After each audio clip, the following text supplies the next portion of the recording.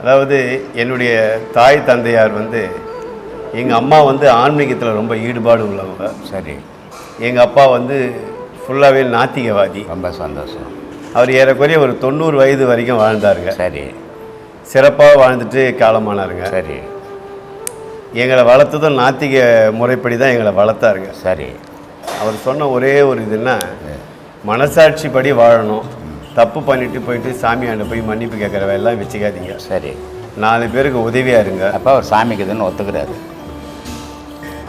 இல்லையா? தப்பு பண்ணிட்டு சாமியாண்ட போய் கேள்வி கேட்காதீங்கன்னா அப்போ சாமி இருக்குதுன்னு ஒத்துக்கிறாரு. நமக்கு வேணா அதுன்றாரு. நீ எந்த தப்பும் பண்ணாம உழைச்சு 4 பேருக்கு உதவியாக இரு. ரொம்ப சந்தோஷம். இல்லை உழைக்காமையும் சோம்பேறித்தனம் பண்ணாத. சரி. எங்களுக்கு முடிஞ்ச வரைக்கும் நாங்கள் படிக்கிற காலத்துலேருந்தே விவசாயம் தான் எங்கள் அப்பாவுடைய பூர்வீக தொழில். சரி. கடைசி வரைக்கும் விவசாயத்திலே இருந்து வாழ்ந்து எங்களை எல்லாருமே எங்கள் குடும்பத்தில் நாங்கள் 3 பேர், அண்ணன் தம்பி 3 அக்கா. சரி. எல்லோரும் நல்லா படிக்க வச்சாருங்க, நல்ல வேலை வாங்கி கொடுத்தாருங்க, நல்லா பண்ணாருங்க. ஆனால் எங்கள் அம்மா அதுக்கு நேர்மாறாக இருந்தாங்க. ஏன் இந்த முரண்பாடு? நாங்கள் அந்த முரண்பாட்டிலே வளர்ந்தோம். அதுக்கு நாத்திகம் என்ன அர்த்தம் என்ன? சாமி இல்லைன்னு சொல்லி பொதுவாக சொல்கிறாங்க நாத்திகம். சரி. ஆத்திகன்னா சாமி கும்பிட்றவங்க இருக்குதுன்றாங்க. இருக்குதுன்றாங்க இல்லையா? ராஜாஜி கடவுள் இருக்குதுன்னு சொன்னார். 100 வயசு வரைக்கும் வந்தார். சரி. பெரியார் கடவுள் இல்லைன்னாரு. அவரும் 100 வயசு வரைக்கும் வந்தார். இங்கே இடையில எது காப்பாத்துச்சு 2 பேரையும்? நட்பு.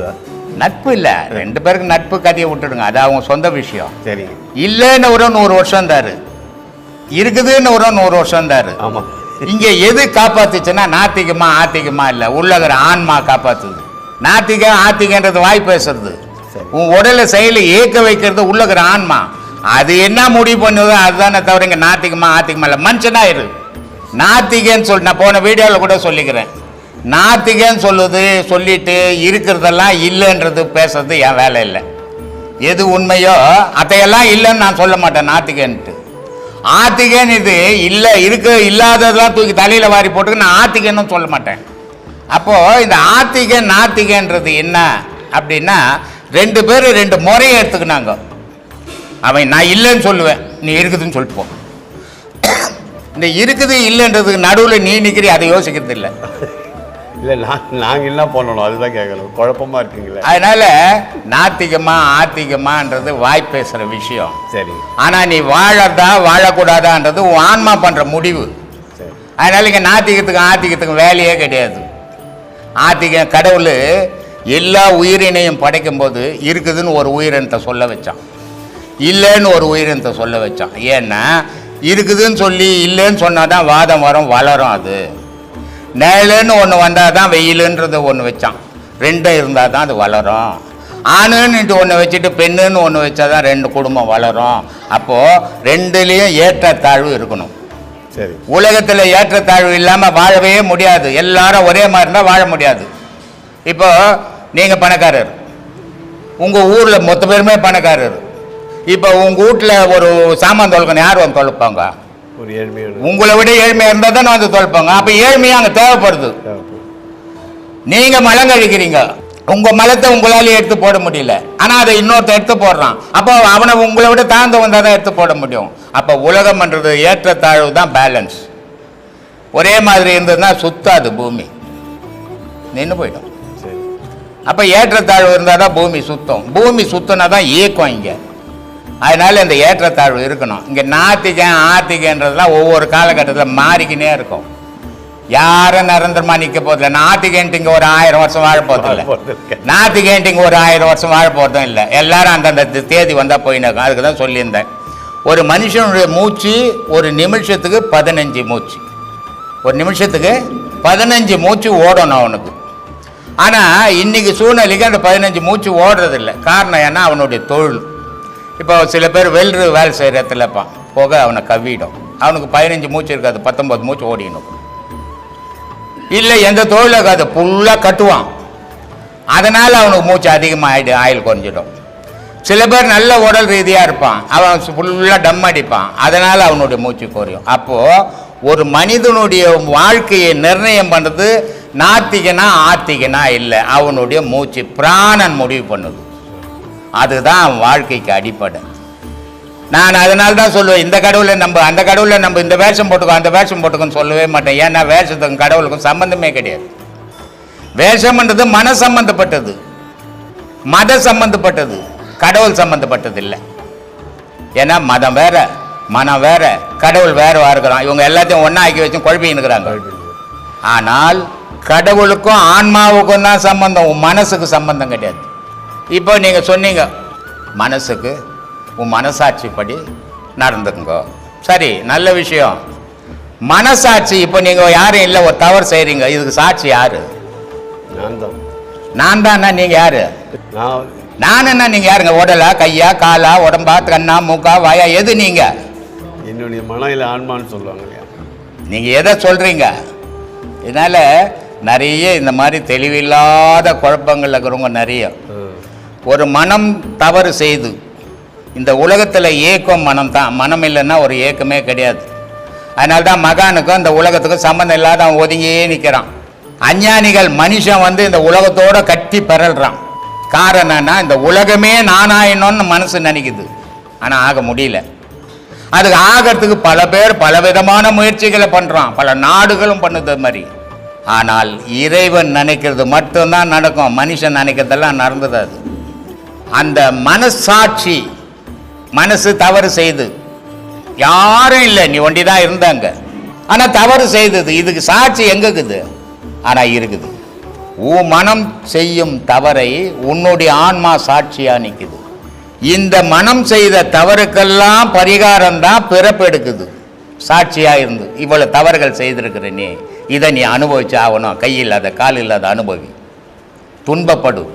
அப்போ இனிமேல் இந்த உலகத்தில் நான் எந்த தீமையும் செய்ய மாட்டேன்ற உணர்வு, அடுத்த பிறவி உனக்கு சுத்த பிறவியை நான் உண்டாக்குறேன் அப்படின்னு ஆன்மா. ஏன்னா அதான் சாட்சியா இருந்தது நீ செய்த தவறுக்கெல்லாம்.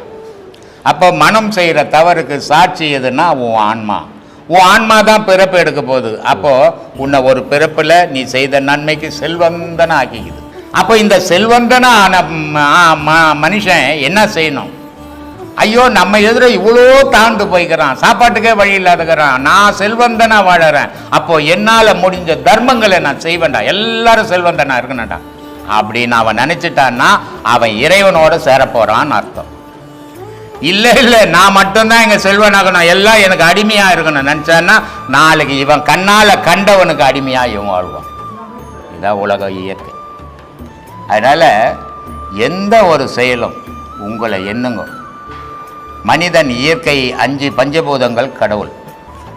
அதில் தான் நான் சொல்லியிருப்பேன், வேதம் அப்படின்றது 4. அது எது 4 அப்படின்ற குழப்பம் வரும் உங்களுக்கு. யஜுர்வேதம், ரிக்வேதம், சாமவேதம், அதர்ம வேதம், இது 4 வேதம் இந்து மதத்தினுடைய வேதம். இது இல்லாத பகவத்கீதை இருக்குது, சிவபுராணங்குது, கந்தபுராணங்குது, இப்படி பல வேத நூல்கள் இருக்குது.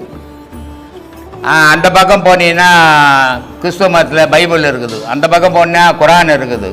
சரி, இதெல்லாம் வேதமானா இதெல்லாம் வேதமாகாது, இதெல்லாம் மனிதன் எழுதின வேதம். மனிதன் எழுதின வேதங்கள் எல்லாம் ஒவ்வொரு காலகட்டத்தில் அது மறைஞ்சு போயிடும், வேற வேறு வேதங்கள் உருவாகும்.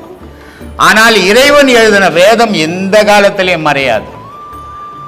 இறைவன் எழுதின வேதம் மறையும் போது ஒரு உயிரினம் கூட இந்த உலகம்ன்றது இருக்காது. அது என்ன வேதம் அப்படின்னா பூமி, இன்னொன்று சந்திரன், இன்னொன்று சூரியன், இன்னொன்று வெள்ளி.